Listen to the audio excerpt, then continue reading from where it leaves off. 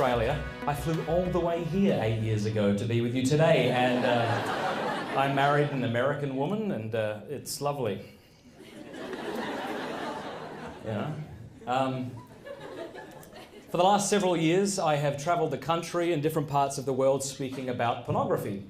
It's a fun job. My mum's really proud.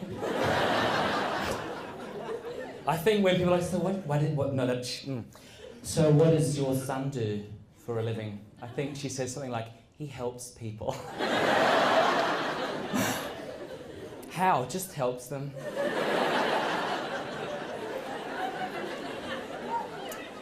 When I travel quite a bit to speak, and I'm usually asked the question by an unsuspecting passenger. That question, Sean, what do you do for a living? And I feel sorry for them. They're strapped into a seat with no viable escape route. Yeah? And sometimes I'm just tired, so I try and, brush it off. I write about things, do some speaking. What on? Just stuff. What kind of stuff? Porn, okay? You happy? Now you got that out of me? Gin and tonic for this. That's what I do. And I get several reactions from folks. I had this one, a number of people just, kind of freak out at that point, and they go, oh, that's... Please don't speak to me. I had one lady, she must have been nervous, because this is what she said. She went, okay, I teach math. So it's sort of similar. No, it's not. It's not similar.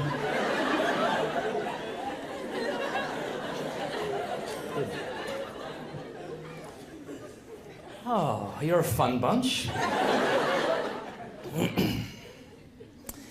I've had the great joy and seriously, a privilege with working with not only those men and women who would say they've been hooked on porn, but also those in the industry, good people who have been Playboy producers and strippers and prostitutes and porn stars, And the story they tell me about the industry is one that I think is very different to the one the industry would have us believe. So in today's talk, what I'd like to do is share with you 10 common myths that we often believe about pornography and show why there's good reason to think that they're false. Now, the final myth is going to be, I can never be free of this. And in that part, it might be the most important part of the talk, I'm going to suggest with you some things that are very practical. Hands up if you remember The Truman Show. All right, good. Came out about 14 years ago. It was actually the very first date I ever went on with this young girl. We went to the Truman Show, and I was 17. First date ever, terrified, and we were sitting up the back. I used to dress all in black at the time. I think I had like a Megadeth shirt on, like a boss. And I remember as we were watching the Truman Show, I kept telling myself, put your arm around her, you idiot. But I was so scared. So I would make bets with myself, all right, when Truman crosses the road, you're going to do it. Yeah! So close! Yeah! All right, so The Truman Show, for those of you who don't know, is about a man who was born into a world that he thinks is the real world, but is actually a fake one. It's a gigantic television studio with tens of thousands of video cameras that document his every move and then televise them for us, the public. It's like a reality TV that goes for 24 hours a day and 7 days a week. So everyone in his life are actors. His dad didn't really die in a boating accident. His wife didn't really love him, and so forth.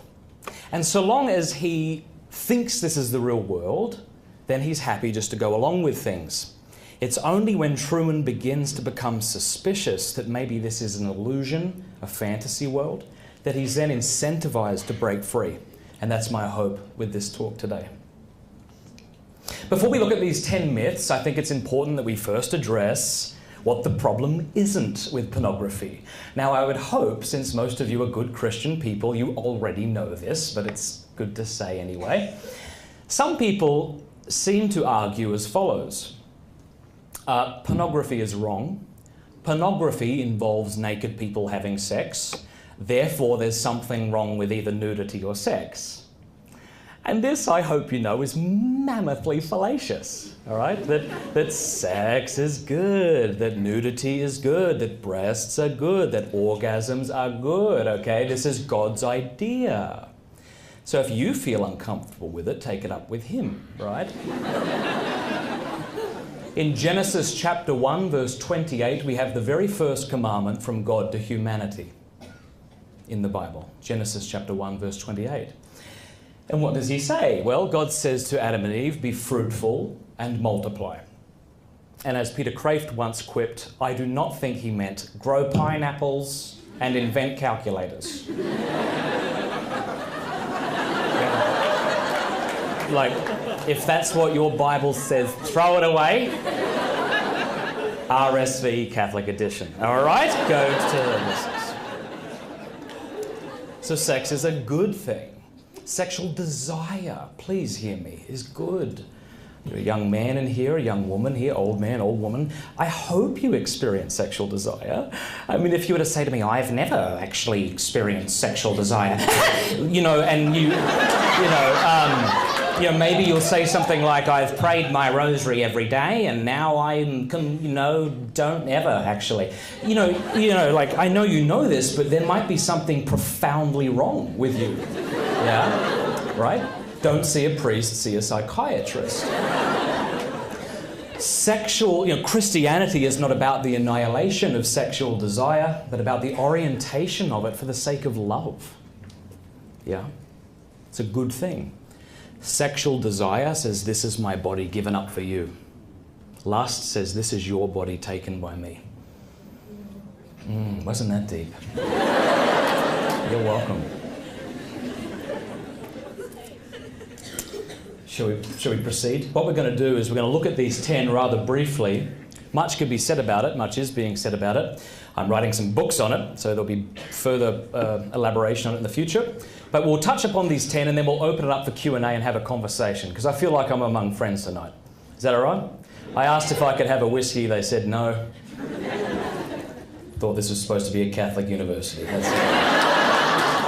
All right, number 1, first myth. Let's just drive a stake through this myth.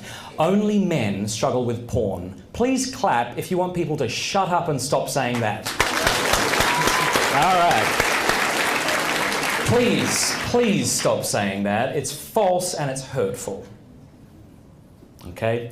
In August of 2006, a survey reported 20% of all Christian women use porn. 60% of women who answered this survey, these Christian women, admitted to having significant struggles with lust, and 40% admitted to being involved in sexual sin in the past year. So 1, please stop saying that. Porn doesn't discriminate. And at the Porn Effect, we receive, it's like 60% of emails probably from men, maybe 40 from women. It's almost neck and neck. In 2003, 34% of female readers of today's Christian Woman's online newsletter admitted to intentionally accessing internet porn. So the first thing is stop saying that. The second thing is don't psychoanalyze women who do look at porn. Saying to a woman who looks at porn, did you have maybe a bad relationship with your dad, is as insulting as saying to someone with same-sex attraction, that's probably because you didn't have a strong father figure. Who are you to say something like that? There's many reasons to go into these sorts of things, many reasons we find this sort of stuff attractive, okay? Number 2, if people didn't have porn, they would end up sexually repressed and neurotic. To me, that's like saying, you know, if people weren't obese, they would be anorexic. We need people as fat as physically possible. Now, if someone said that to you, you would say, hello? Like, isn't there a third option? Health? You know? And there is such a thing as sexual health, right? We call it chastity. Now, let's just all be honest. Chastity is a weird word, okay? Chastity! Especially when you say it like that. But You know, when you hear the word chastity, you think of one of three things. Jason Everett, obviously. Number two, right, you think of an uncomfortable belt. You're like, chastity, oh, that's no. Or you might think abstinence, yeah? And as you very well know, I'm sure, there's a very big difference between chastity and abstinence. Abstinence is about what you're not doing. Chastity is about what you are. So if you came up to me after tonight's talk and said, Matt, I'm abstinent, I'd say, well, congratulations, but that doesn't tell me anything about you, really. I mean, not to be too frank about it, but it might just mean that the opportunity hasn't presented itself. I mean, maybe that's why you're abstinent. It doesn't tell me that you're a virtuous person, yeah? But chastity, on the other hand, is a virtue, like courage. Just as courage enables one to be brave in the face of fear, so chastity enables one to love in accord with his dignity, right? Chastity means that you are not controlled by your sexual desire, right? It's beautiful. It's liberating. Number 3. All right, maybe not porn. What about masturbation? Masturbation's good for you, isn't it? And you hear these sorts of things all the time. I've heard people say everything from it reduces the risk of prostate cancer to, you know, cleans up the skin. You know, just eat prunes and use Clearasil, for goodness sake. But when somebody says masturbating is good for you, what they don't mean is the act of masturbation, that there's something in the act of it that is beneficial. You know, it's like, well, you get the heart rate up. Well, you could probably do that another way, you know? When people say masturbation is good for you, they always, almost always, if not always, mean that ejaculation is good for you, if they're talking to men, yeah? But so what? I mean, that's hardly controversial, especially if you're a Christian and you recognise that orgasm and ejaculation is a good thing, it has good side effects. But just because something's a good thing doesn't mean that the ends justify the means. I've never heard somebody say, well, you know, when you ejaculate, that's good, that's why I'm having an affair, that's why I'm renting a hooker, right? Not many people would say things like that because I think many people recognise that these things are immoral. And I would like to say that the same thing's true about masturbation. Listen to what C.S. Lewis has to say about masturbation. Quote, "The real evil of masturbation is that it takes an appetite which, in lawful use, leads the individual out of himself to complete and correct his own personality and that of another, and finally in children and even grandchildren, and turns it back. Sends the man back into the prison of himself, there to keep a harem of imaginary brides. And this harem, once admitted, works against his ever getting out and really uniting with a real woman. For the harem, this is brilliant, this bit, is always accessible, always subservient, calls for no sacrifices or adjustments, and can be endowed with erotic and psychological attractions which no woman can rival. Among those shadowy brides, he is always adored, always the perfect lover. No demand is made on his unselfishness, no mortification ever imposed on his vanity. In the end, they become merely the medium through which he increasingly adores himself. After all, almost the main work of life is to come out of ourselves, out of the little dark prison we are all born in. Masturbation is to be avoided, as all things are to be avoided which retard this process. The danger is that of coming to love the prison. Number 4, pornography is adult entertainment. Now look, 200 years ago in Great Britain, if you said, I'm going to a gentleman's club, it was understood that you were going to an upper-class establishment to gossip with people of your class, play parlour games, drink whatever it is that English people drank 200 years ago. Right? But today, if you say, I'm going to a gentleman's club, it's understood that you're going to a low-lit bar that smells like urinal cakes and hopelessness. You know, there's a big difference, and yet we call this gentleman's club. adult bookstores. You see this defensive advertising. There's a reason that these adult bookstores cover up their windows and offer back entrances, right? It's not because the clientele are misunderstood revolutionaries plotting the demise of a sexually repressed culture. It's far simpler than that, and this is it. It's because what they're doing is bloody wrong. And they know it's wrong, and they'd rather not have you knowing that they're there. I was speaking to a bloke here earlier today. I said, you know, when you go to the airport, there's a reason you've never seen someone buy a porno from the top shelf of an airport thing. That was descriptive. The same thing with these adult bookstores. We cover up the windows, we offer back entrances. It seems to me that actions speak louder than words, even when those words are 5 foot high, neon, and constitute the phrase gentleman's club. Number 5. Well, those in the sex industry, be that porn or prostitution, what have you, are just well-rounded nymphomaniacs. I mean, they like sex, you know, they're just enjoying themselves. Let them go. What's the problem? Well, the problem, I think, is that for the most part, this is absolutely false. I mean, I've worked with several women who have been in the sex industry, who were in the sex industry, and this is just never the case, that they just, love this stuff. Listen to this quote from psychotherapist Dr. Mary Ann Layden, who herself is not a Christian.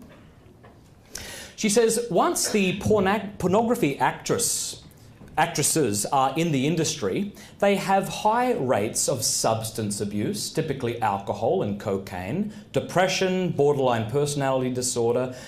The experience I find most common among the performers is that they have to be drunk, high, or disassociated in order to go to work. Their work environment is particularly toxic. The terrible work life of the pornography performer is often followed by an equally terrible home life. They have an increased risk of sexually transmitted diseases, including HIV, domestic violence, and have about 25% chance of making a marriage that lasts as long as 3 years. When I was living in Ireland, or as you say, Ireland, I was in Donegal, and we ran this rosary group once a week, and we had this young lady come to the group. We'll call her June. And those of you who have read my book have read her story. June was a good girl, beautiful girl, but she was a hurt girl. She was a broken girl, you know. There was a lot of issues there. And once she left high school, she went to Great Britain, where she became a stripper. And I got in touch with June over Facebook, and I just said, hey, I hope you're doing really well. Miss you. And she said, I know why you're writing. It's because you've heard I'm a stripper, and if you're here to judge me, then whatever. You know, I'm like seriously not here to judge you. I'm just genuinely interested in you, and I hope that you're well. And we began talking over Facebook. And I said, would you mind if I conducted a written interview with you so that people can know what it's like to do the sort of work you do? Now, keep in mind, this isn't a young woman who left stripping, came to Jesus, and was in that sense biased. This was a girl who was going to do her next gig Saturday night. I said to her, what's it like, honestly, stripping in front of strangers who care nothing for you? This is what she wrote, verbatim. It makes me feel sick. A lot of the time I try to imagine they're not there or something, but the biggest part of the job is making them feel special. Making them feel like they're unique and that you have a particular interest in them. Looking into their eyes is really important. I hate having to do that because I hate them all. I hate that it's these men who have brought this business into existence. I always have thoughts like, I hate you so much. Please die. I want to castrate you. Stop looking at me while I'm in front of them, smiling and staring into their eyes. I feel nothing but loathing. And I said, June, I'm going to go out on a limb here. You don't sound very happy. Why are you doing this? And she said, well, I have this debt I need to pay off, and I can't ask my parents for the money because they'll be curious. I said, well, don't you have things you can sell? She said, I've sold it all. I said, I'm sure, well, don't you make enough money doing the stripping that you could pay the debt and stop? And she said, honestly, I've got to be drunk doing this stuff just to get through a night. Sometimes I leave with less money than I came with. I said, June, if my wife and I paid the debt, would you quit stripping? And she said, I'm not that kind of girl. I said, listen, you're willing to take your clothes off for money. All I'm saying is, I'll give you money, you put them back on, you know? And she said, right, okay, fine, I'll do it. I said, yeah, and you can pay us back by coming over and having dinner with us sometime. We miss you. And she said, okay. And I said, look, June, I love you, but I don't trust you. And I need to know that you've quit, all right? I need evidence of that, and then we'll send the check. She said, okay. She emailed me and said she quit, gave me the number of her boss. I called him up, and I remember him saying, I can't say, because I asked her real name, he said, I can't say if she's quit, but I can tell you that a lady who went by the name of June, I'm like, all of a sudden we're being bloody moral, right? I'm like, fine, just she's quit, good. Hung up, and I send the check, and I sent some, paraphernalia from Jason and Kristalina Everett, and a miraculous medal, stuff like that.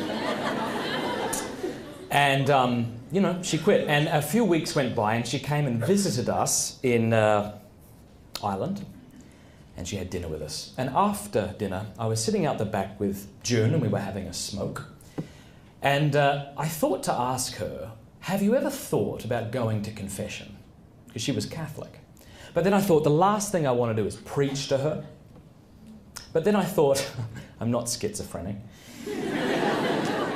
But then I thought, to the other thought that I thought was that, I said, but if I don't ask her to go to confession, who in her life will? Good point. Yes, you're welcome. And so I just sort of mustered up the courage and I said, June, have you ever thought about going to confession? And she looked at me and she said, absolutely. Oh, that was a shock. She said, but I'm terrified. I said, oh, that's totally normal. I said, look, I don't know, nor should I like to know, anybody who really enjoyed going to confession. Good friend of mine, you may be aware of her, Judy McDonald, who does some kind of comedy work. She always jokes about her first confession and how terrifying that was. And I remember the incident as well. Your teacher was desperately trying to convince you that this was a normal thing, right? Okay, what we're going to do is go over there into the closet. It's not a closet. It's a confessional. And you're going to tell the man you don't know all the bad stuff you've done. Are you freaking kidding me? Righto. Judy McDonald said she would get in line and she was so scared that she would get there, she'd forget her sins and just make them up. I kicked the cat. I don't have a cat. If I had a cat, I'm pretty sure I'd want to kick it. Which turns out is a sin to make up sins. So she says, confession was an all-day ordeal for me. But nevertheless, I said, look, it's completely natural that you would feel some hesitation. Nevertheless, it's a good thing. And despite how you may be feeling, you really have nothing to worry about. She said, okay. So we arranged for a good friend of ours, a priest friend, to come over to the house the following week. And that Monday night, June arrived first, and she was really scared, white, visibly afraid. And so she came into the kitchen, and I took off with the two ragamuffins, my kids. And my wife prayed for June. And Father arrived, and we let him into the living room. And then June went in, and she just sort of confessed this stuff. And it was probably no more than 5 minutes. And she came out skipping in my hallway. Not metaphoric, like actually skipping. Please stop the skipping, would you? No, I didn't say that. Just beautiful, beautiful. Listen, no matter what you've done, no matter what's happened to you, no matter what you did this morning, Jesus Christ apparently thinks that you were worth the death of his son. You. I know, I don't get it either. And you don't have to believe that. You're perfectly fine. Continue to live as if you're scum, that God can't possibly enjoy you like you. You can continue to live like that if you will. But in doing that, you're not living in accord with reality. So just give up and just submit to reality. He really, really likes you. You know? Porn does not liberate women. Listen to this. In 2007, researchers analysed the top-selling pornographic DVDs. In this study, they viewed 304 sex scenes. In those scenes, this is what they found. 3,376 acts of verbal or physical aggression. That's an act of aggression every minute and a half, by the way. About 88% of scenes, 88% of scenes contained at least one act of physical aggression, such as slapping, gagging. You know this if you're looking at porn. Verbal aggression was present in about 48.7% of adult videos. Women being called things like bitch and slut, and much, much worse. In 73% of instances, men were the aggressors.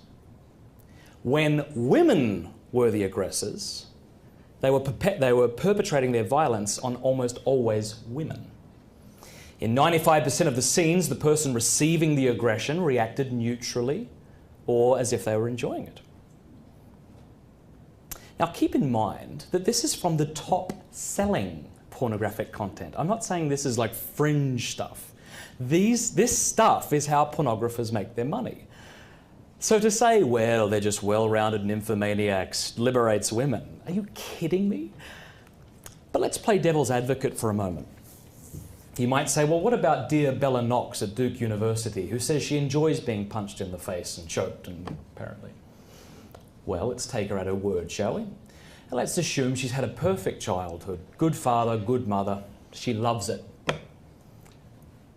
Does that make it okay? Does being cool with being degraded make being degraded any more cool? I don't think it does. Sometimes this porn breeds this mentality. You'll hear people say, it's not like I'm raping anybody. Oh, well. Like when you die and face Christ, he's not going to say, did you rape anyone? You know? No. Well done, my good and faithful servant. You know, he's going to ask you what you did do, yeah? Right. Okay.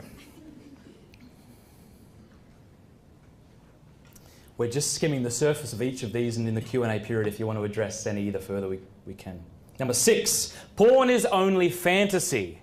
It doesn't affect my life. Think about the argument behind this.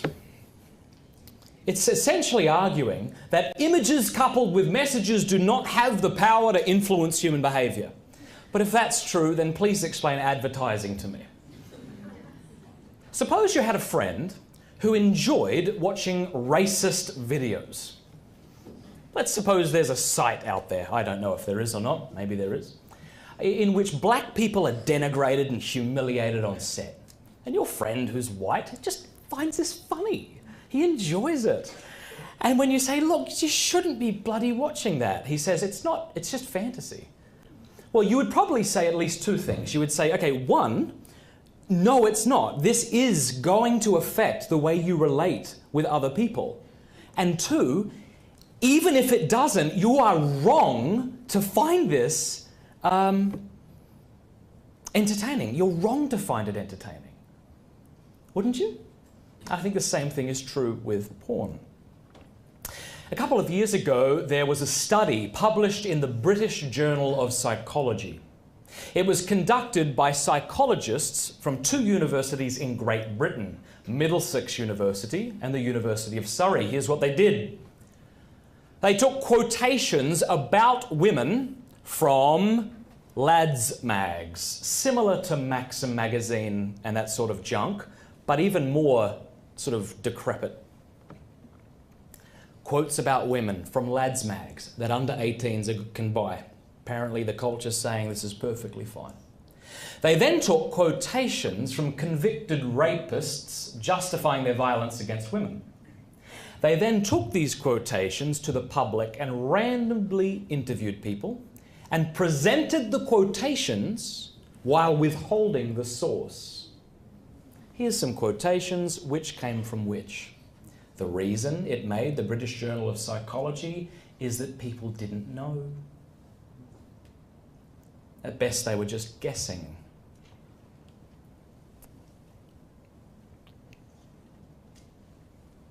Not only does it affect us emotionally, intellectually, the Catechism of the Catholic Church says it immerses all who are into it into the illusion of a fantasy world, it also is affecting us physiologically. And if you've been paying attention to the news of late, you'll probably would have stumbled across articles that discuss this sort of thing. Mary Ann Layden, again, said this. She works with those victims of sexual abuse, those who are addicted to sex, both men and women. Right? She said this. I have also seen in my clinical experience that pornography damages the sexual performance of the viewers. Pornography viewers tend to have problems with premature ejaculation and erectile dysfunction. Yay! She didn't write yay. Just having spent so much time in unnatural sexual experiences with paper, celluloid and cyberspace, they seem to find it difficult to have sex with a real human being. Pornography is raising their expectation and demand for types and amounts of sexual experience, and at the same time it's reducing their ability to experience sex. There are many self-interested reasons to want to be porn-free that have nothing to do with religion. Number 7. No one ever says this, but we all think it. Porn will make me happy. Like, no one's ever said that. Man, this coffee's not very good. I know what'll work. Porn. Look, listen to me, my people. If you're a young woman and you're hooked on porn, I love you. You're beautiful. If you're a young man, you're looking at porn, you're hooked on it, you're up to your eyeballs in it, you're looking at stuff that you think I'd throw up over if I saw. I love you. You're good. All right, look. People don't go to porn because they're awful people. Porn will make people awful, but that's not the reason people go to porn, generally. When people go to porn, they're seeking a legitimate good. They're not saying, I'm going to go have a bagel, catch up with Barry, go for a run, come home, objectify women for 3 hours. That, you know, like, we don't think like that. Rather, we're seeking something that we really believe will bless us or help us. And St. Thomas Aquinas talks about this, that we don't seek sin for the sake of sin, except that we're seeking a legitimate good in the wrong way. So what are the reasons we go to porn? Well, one, it feels really good. Masturbation feels good. And if that scandalizes you, get over it. What the heck, all right? I once heard of an alcoholic who said the only time he was able to get a handle on his addiction and begin to overcome it was when he could start to admit, you know, I really like getting drunk, but it's killing me. Well, the same thing's true with porn. Look, you were born into a pornographic culture. That wasn't your fault. Do you realize that? That wasn't, you didn't ask for that. You remember your first exposure to porn? Remember that? Chances are you weren't actively seeking that out. So that wasn't your fault either. The fact that you had a physiological reaction and wanted to see more, that's not your fault either. But the question we have to ask now is, since it's killing me, am I going to make excuses or decide to change? We'll talk about that in a moment. But what is it we seek when we turn to porn? Here are a few things. Excitement, joy, intimacy, freedom. But what always happens is you go looking for excitement and you become bored. Pornography is a drearily predictable means of becoming bored and boring. It doesn't work. Jason Everett put it this way, you know, we go looking for excitement, but we become bored with some of the most beautiful bodies on the planet. And we click from scene to scene, from fantasy to fantasy, and then we slide into marriage and we think that somehow our husband or our wife is going to keep our attention. We go because we want joy. I was joking with my wife the other night. Sometimes it's like 10 and 10 at night and I'm going through the cupboards looking for happiness. I know it's around here somewhere. It's like if I could just find the pirate booty, then I would be able. We want joy. We want joy. But as St. Jose Maria Escriva has said, and I'm paraphrasing, but after a sexual fall, what loneliness. So we go for joy and we end up sad. We go for intimacy. Maybe we're lonely. And pornography gives us a warped sense of intimacy. But what ends up happening is we become even more isolated. Maybe we go because we just want to be free. I just want to be free to do whatever I want. But we end up enslaved and addicted. We go for adult entertainment and we become increasingly juvenile. Number 8, porn isn't addictive. It's nice that you're laughing.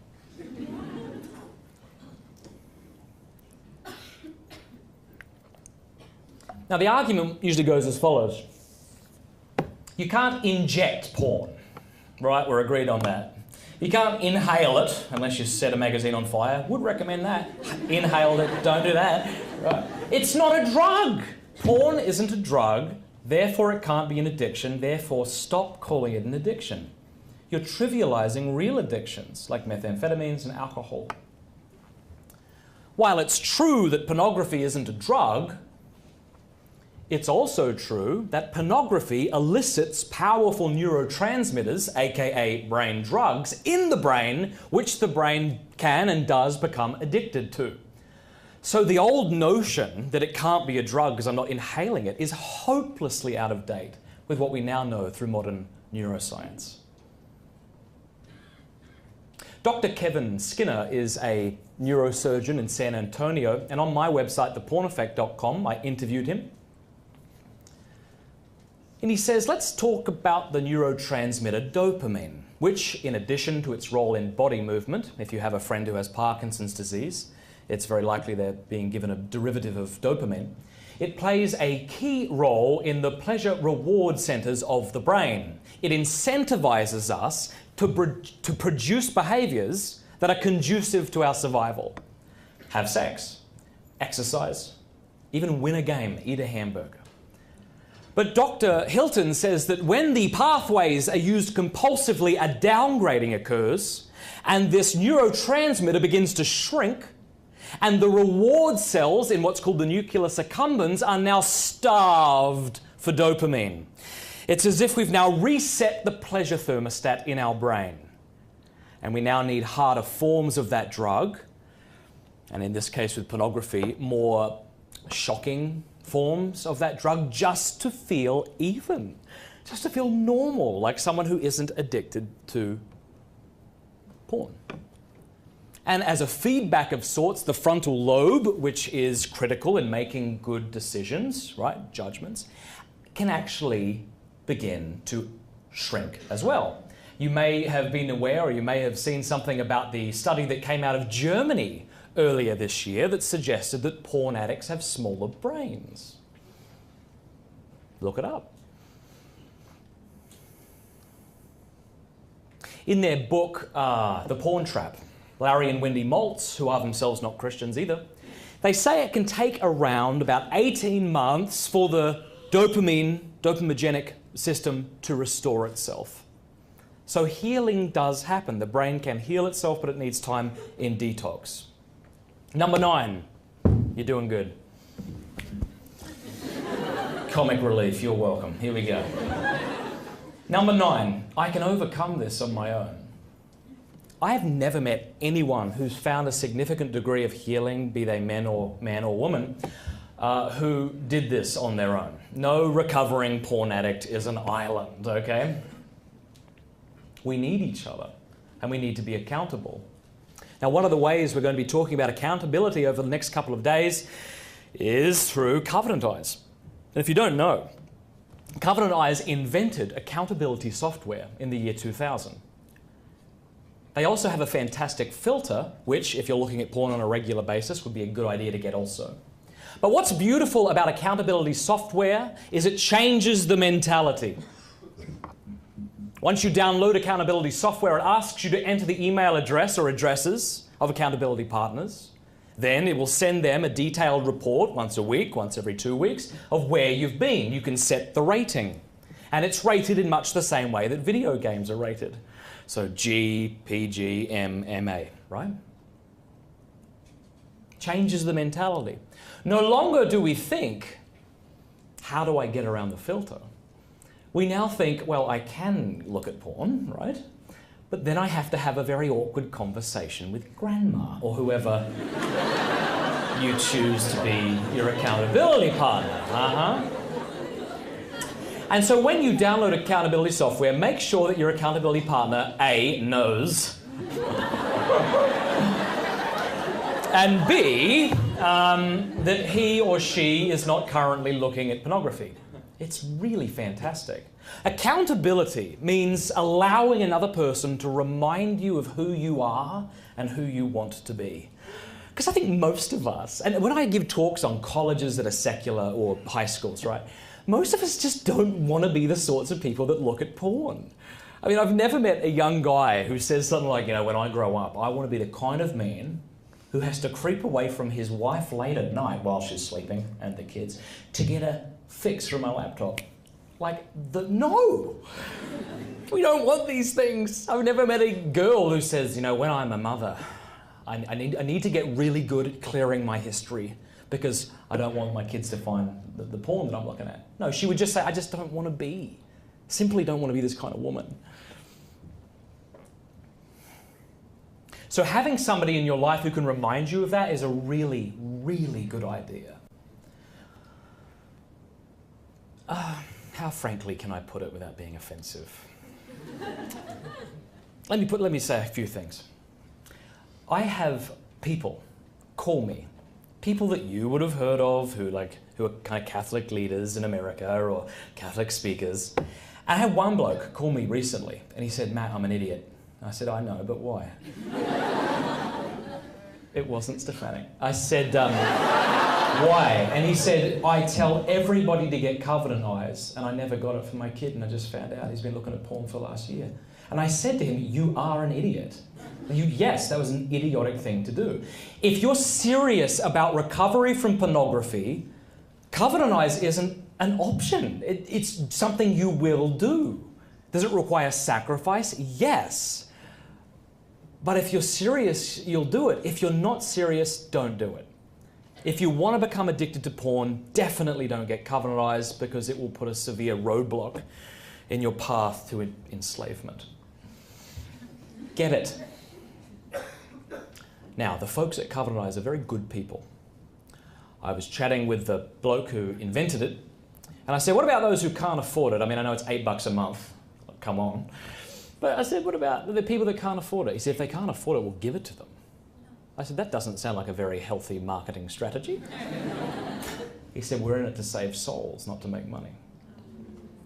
So if you legitimately can't afford it, Covenant Eyes has a hardship program. They'll give it to you for 3 months at a time. They'll email you, check in with you.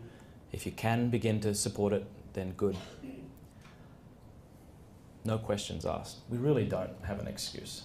Over the next couple of days, you'll be learning much more about it.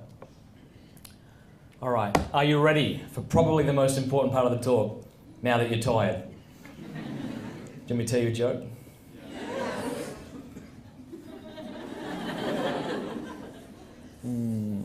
I should have thought of one. Do you want... All right, I'm going to tell you the most embarrassing thing that ever happened to me on this campus. This is not so much funny as it is just, me trying to be real with you. I have never said this in a talk before, and I will probably never do it again, so it's a good thing they're filming it. All right, check it out. So I do a lot of youth conferences, and in 2012, Scott Hahn invited me to come and speak at the Apologetics conference here. So after 2 youth conferences, a little different vibe. I show up into this room and all of my heroes are there. You know, Janet Smith, Ralph Martin, and Patrick Madrid, Scott Hahn, Kimberly Hahn, other people that obviously weren't that important to me. Now, they're all standing in this room with suits. I walk in with bloody ripped jeans and a superhero t-shirt. And I felt like I would have rather been naked. You know what I mean? Sorry. I felt so stupid. And they were all very kind about it. Oh, yeah, I got the youth thing going on.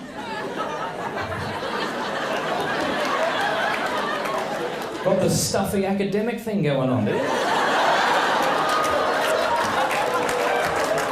right, so this is what happens. I'm feeling really bad. And I sit down, you know.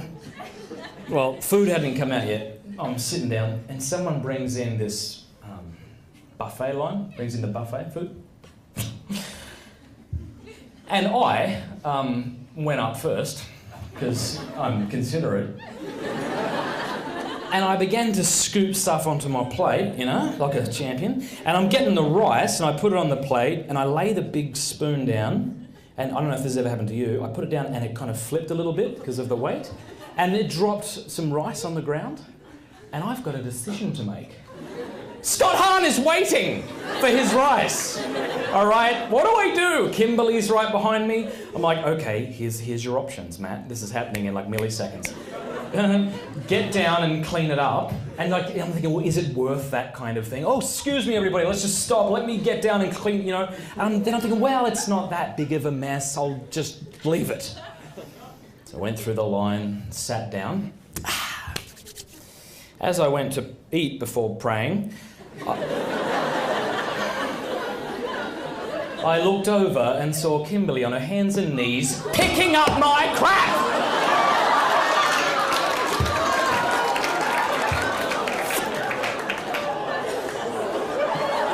That woman is a saint. Me not so much. Now, at this point, I have another decision to make. Think if you were in my shoes. Let's face it, Birkenstocks. All right, now what have you done? I'm like, I have two options. I get up and make a big deal about it, because it wasn't that much, you know, so you go, oh, I'm so sorry, oh, excuse me, do you want me to, can I help, I'm sorry. So, whatever, at the time, like, not doing that.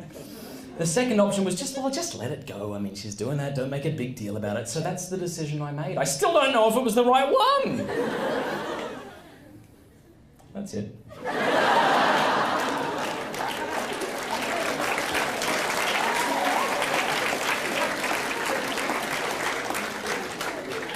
To this day, I'm terrified to ask Scott for an endorsement. Dresses like a hobo, throws food around. All right, number 10. I can never be free of this.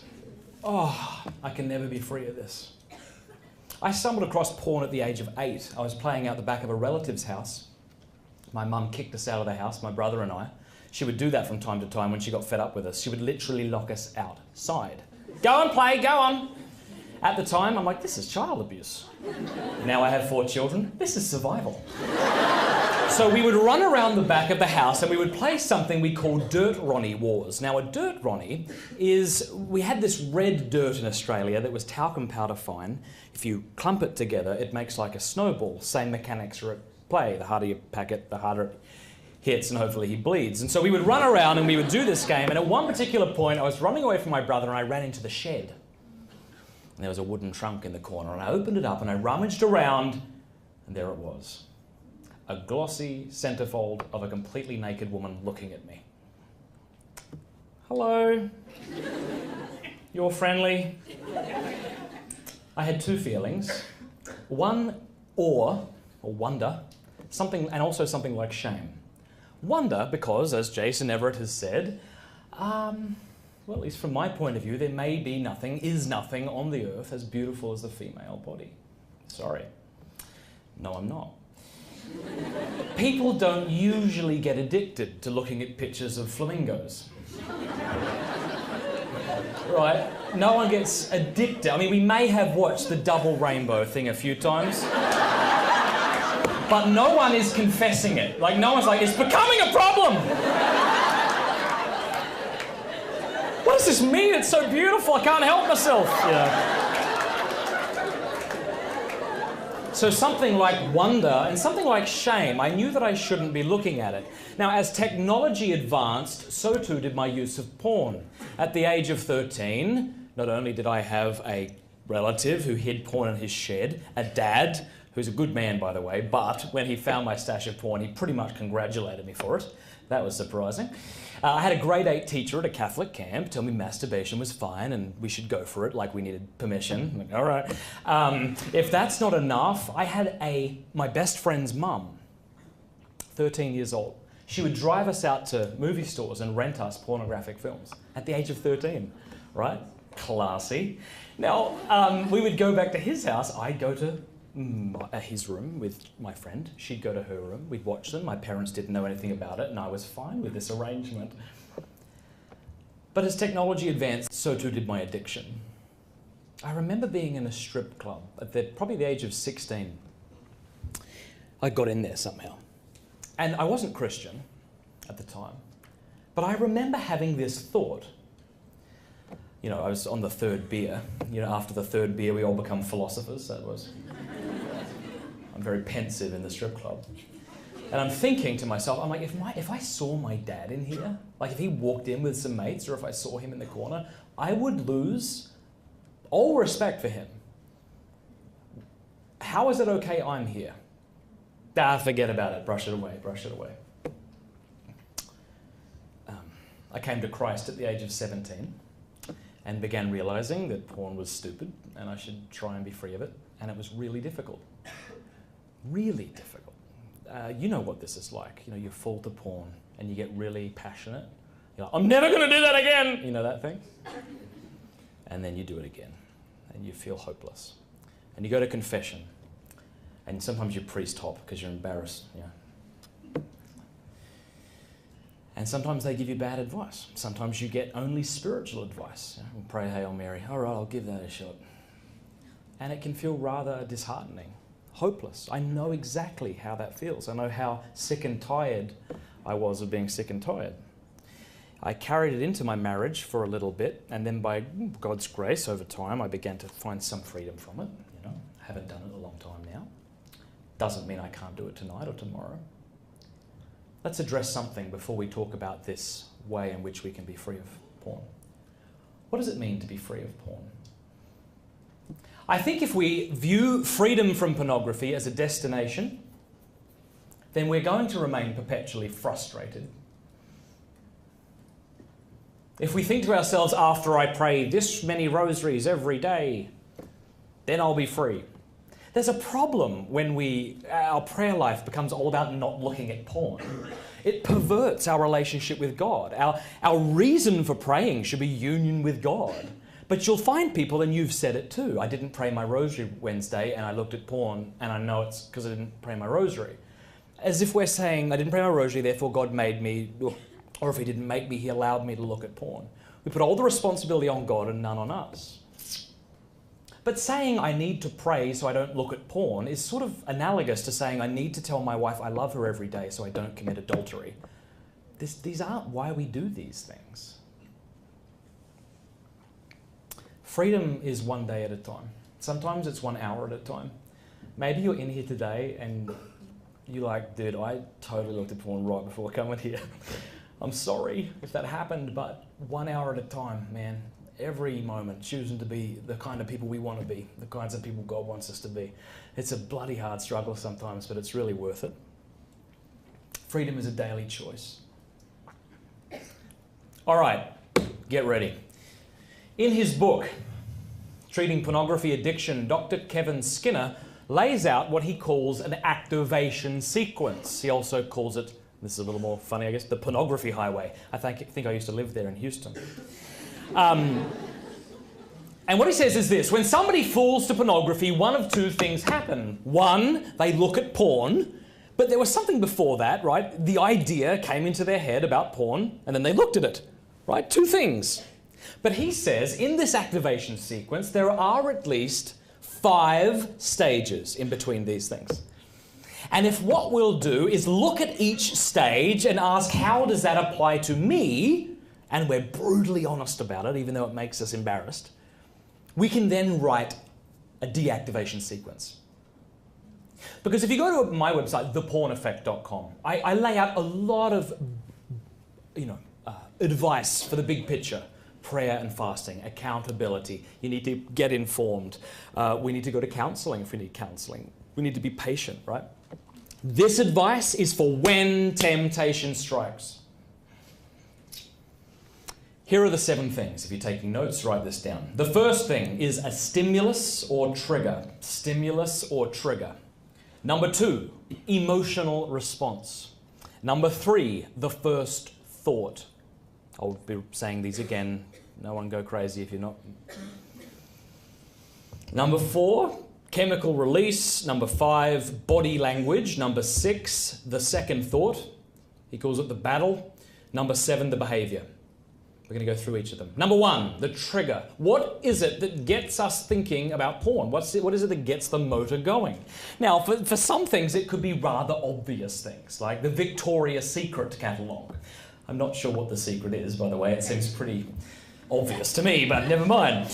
Right? It might be seeing a softcore sex scene on television. That might be the trigger. That might be the thing that gets you thinking and gets you down this pornography highway towards porn. But it can be other things that we haven't thought of. Maybe being rejected by a girl or by a boy. Maybe feeling inferior around other men or women. Maybe feeling stressed out. For some people, they are triggered by non-sexual objects. This is how fetishes arise. And usually, these are brought about because when someone was having a sexual experience, there were this particular thing, like a down jacket. I met a guy who was triggered by down jackets, and that's because he experienced sexual abuse in his past and there was a down jacket present in the room. So we need to be really honest with ourselves. What is it that gets me thinking? Here's a fun trigger that no one's articulated. It might be something like this. You might be on Facebook, and that half a centimetre of that girl's head, like comments, or that guy's head, and you just click on it and you start going through their pictures like a stalker. And not funny. And you might be thinking this is harmless. And maybe it is harmless, but maybe it's a trigger. And so when you encounter that, I find the best thing to say is, this is a trigger, to say it out loud. Because what it does is it activates that thinking part of our brain. Number 2, there's the emotional response. We have this emotion of excitement or curiosity.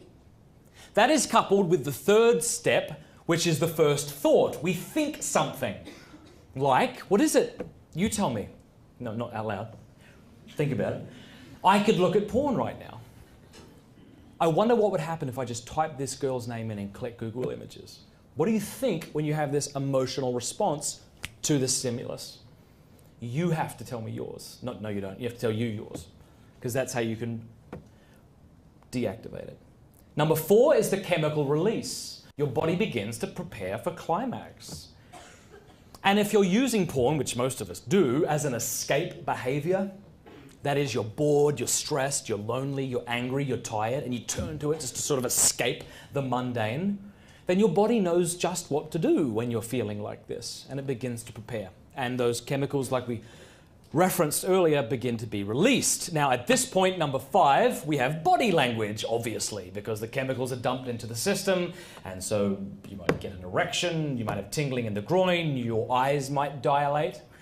I had someone tell me that for him, he had just this intense shaking, like shivering, as if it were cold, but he wasn't cold. Sweaty palms. All right. This is all indicative of the chemical release. Here we go. Number 6, the second thought. Listen, you won't look at porn unless you authorize yourself to do it. We all have these ways of authorizing ourselves to look at porn or masturbate or whatever sexual sin it is.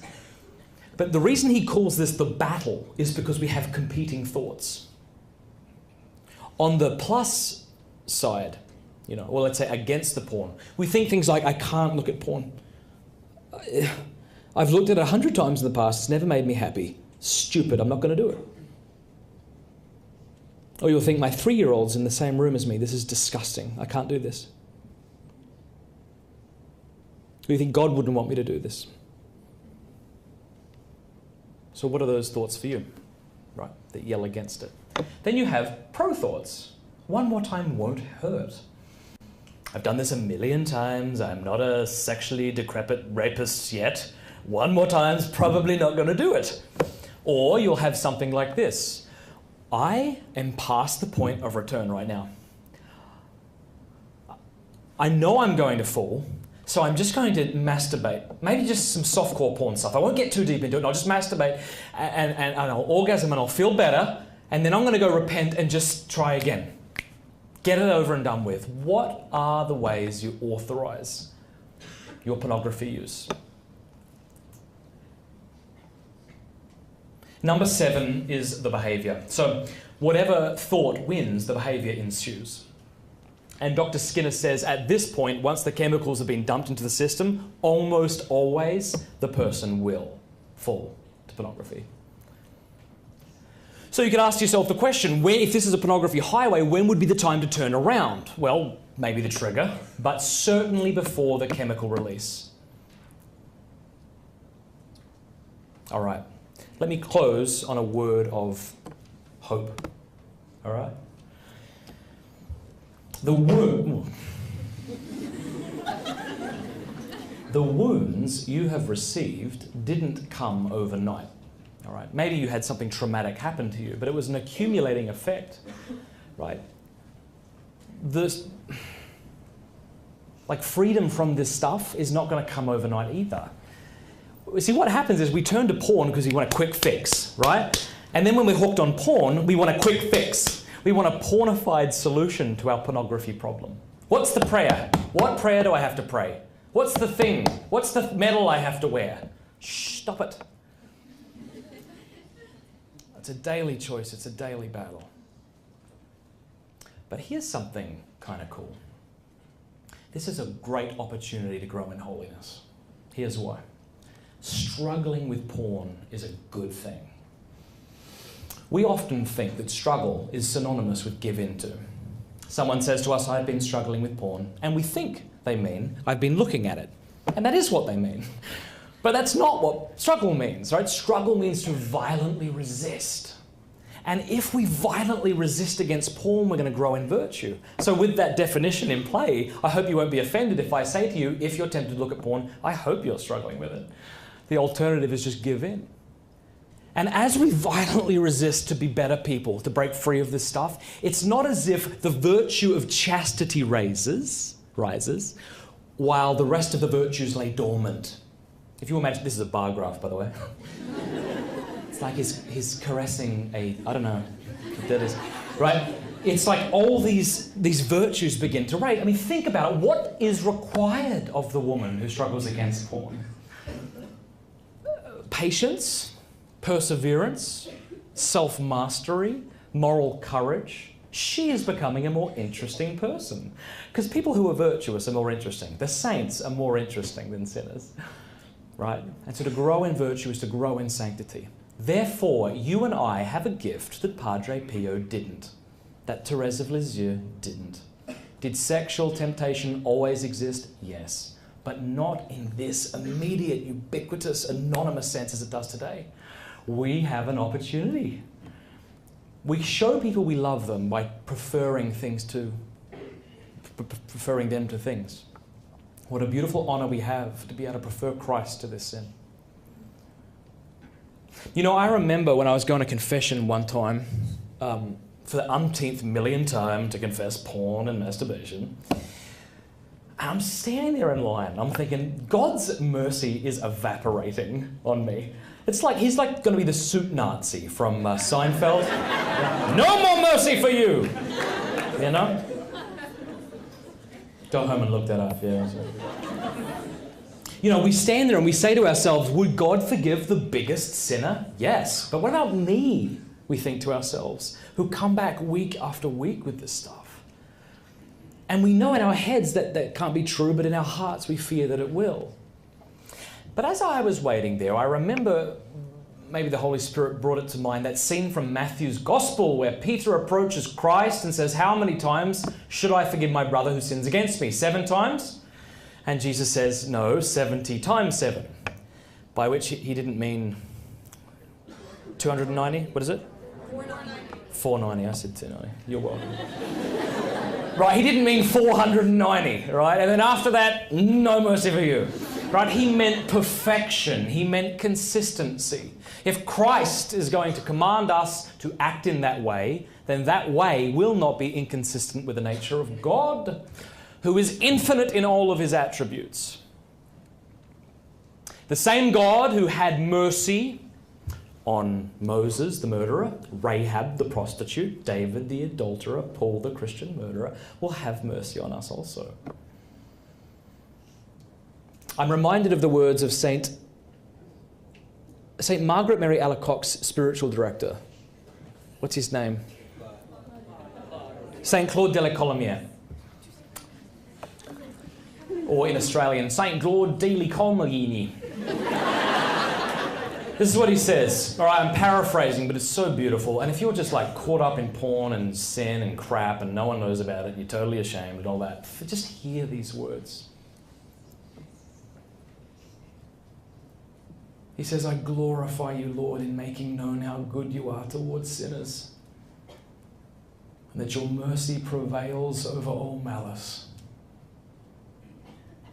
That no matter how many times or how shamefully or even criminally we fall, a sinner need not be driven to despair of your pardon.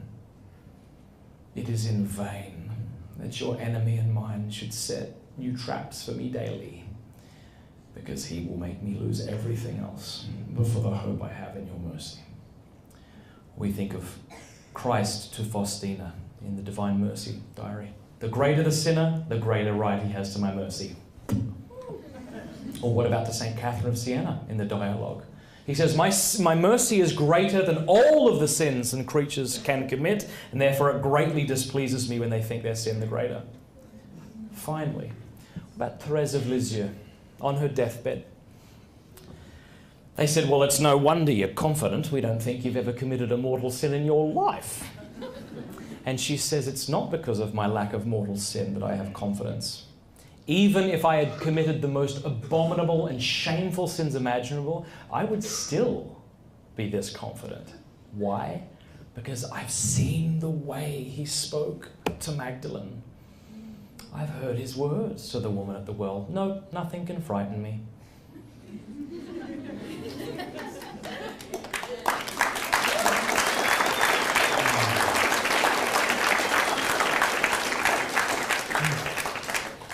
She says, I know that all of that sin, I would take it broken and bruised, and it would be like a drop of water flicked into the raging furnace of his mercy.